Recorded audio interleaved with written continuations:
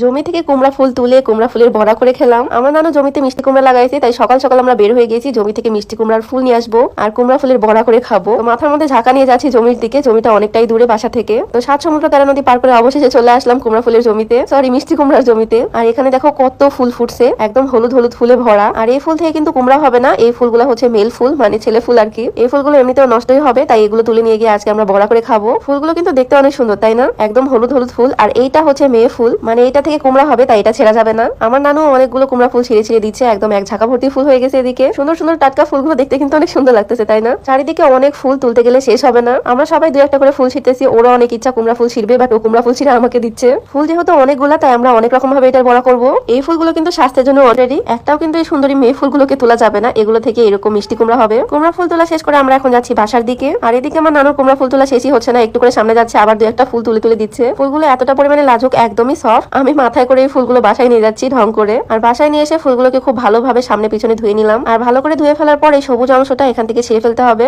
ভিডিওতে যেভাবে দেখা যাচ্ছে ঠিক সেভাবে করতে হবে। এভাবে আমার আম্মু আমাকে শিখাই দিয়েছে, আমিও সেম প্রসেসে করতেছি। এভাবে সবগুলো ফুল সুন্দর করে বাছা হয়ে গেলে একটা বাটির মধ্যে আমি ডিম ভেঙে নিলাম। কুমড়া ফুলের বড়া ডোটা করার জন্য লাগবে আমার 2টা ডিম। আমি 2 ভাবে বড়াটা করব, অর্ধেকটা পরিমাণে আমি ডিমের বড়া করব। 2টা ডিমের মধ্যে আমি পরিমাণ মতো লবণ নিলাম, একটু নিলাম হলুদ আর মরিচের গুঁড়া। তারপর হাত দিয়ে ভালোভাবে মিক্স করে নিলাম সবগুলোকে। আর চুলার কড়াইতে তেল ঢেলে দিলাম তেল গরম করার জন্য। আর এখানে একটা করে ফুল নিয়ে নিলাম, আর ফুলটাকে খুব সুন্দরভাবে ডিমের মধ্যে এভাবে ডুবাতে হবে। আর তারপরে অতিরিক্ত ডিম যেগুলো লেগে থাকবে সেগুলো ভালোভাবে ঝেড়ে চুলার মধ্যে দিয়ে দিতে হবে, মানে কড়াই গরম তেলে দিয়ে দিতে হবে। ভাজার সময় স্মেলটা খুবই সুন্দর লাগে আর দেখতেও খুবই সুন্দর লাগে। আচ্ছা, কুমড়া ফুলের বড়া এইভাবে তোমরা কে কে খাইছো অবশ্যই আমাকে জানাবা। আমার এই ফুলের বড়া খেতে অনেক মজা লাগে, আর এই রেসিপিটাও একদমই ইউনিক। ডিম দিয়ে বড়া বানালে এগুলো অনেক সফট হয় আর খেতেও অনেক মজা লাগে। আর এটা চুলা থেকে নামানোর পরে সবাই ট্রাই করলো, সবাই অনেক পছন্দ করছে, আমার নানু এটা অনেক পছন্দ করছে। তো অর্ধেক পরিমাণে ফুল আমি ডিম দিয়ে ভেজে নিলাম, আর বাকিটা আমি আটা দিয়ে ভাজবো। বাটির মধ্যে কিছুটা পরিমাণে চালের গুঁড়া নিয়ে নিলাম, তার মধ্যে নিয়ে নিলাম বাটা মশলা, হলুদের গুঁড়া, মরিচের গুঁড়া আর পরিমাণ মতো লবণ। একটু ভালোভাবে মিশিয়ে তার মধ্যে দিয়ে দিতে হবে পানি। আটা দিয়ে বানালে বড়াগুলো অনেক ক্রিস্পি হয়, আর ডিম দিয়ে বানালে জিনিসটা অনেক সফট হয়, এইটাই জাস্ট পার্থক্য। খেতে দুইটাই অনেক মজা লাগে। তো এইভাবে পাতলা একটা ডো তৈরি করে নিতে হবে, আর ফুলের গায়ে এভাবে এপিট ওপিট লাগিয়ে দিতে হবে। সুন্দর করে ছেড়ে নিলাম যাতে অতিরিক্ত গুলো পড়ে যায়, আর তারপরে গরম তেলে ছেড়ে দিলাম। এখন এপিট ওপিট সুন্দর করে ভাজলে ক্রিস্পি ক্রিস্পি কুমড়া ফুলের বড়া তৈরি হয়ে যাবে।